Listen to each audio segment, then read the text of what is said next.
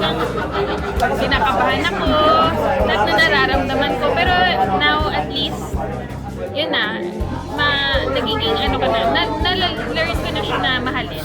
Pero tapos ka ng college? No, pero di ba? I took up short courses, mga fashion, makeup, mga super short courses lang. But I'm planning later on. Ano talaga hilig mo? Yung talagang Yun, I think fashion. sa fashion?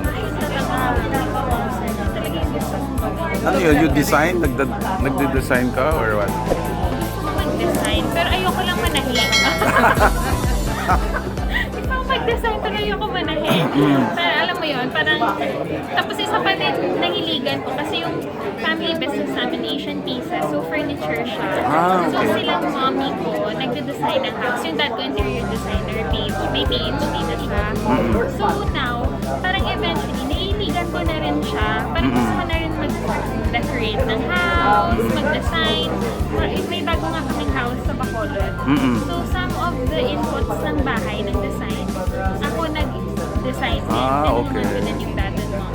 So yun, may ganun akong creative side. So yung business is based in Bacolod? Based in Bacolod. Furniture business. Furnitures, actually lahat parang house, if you wanna building also a house, if you have plans, we can also do that. Lahat na. Lahat na, interior. Yung dad ko kasi, parang all around, kaya niya nang gawin, kaya niya na Architecture din? Pwede rin? parang Hindi siya naman. architecture, but he can and he knows how to design a house. And one example is our house right now sa may Bacolod na bagong build. So you're staying alone in Manila? Yeah, I'm staying alone in Manila. Okay. Congratulations sa... Thank you.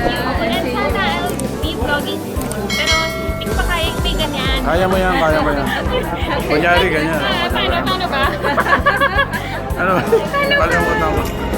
So pag yan, ano naman, clear naman pag ganyan. Very clear.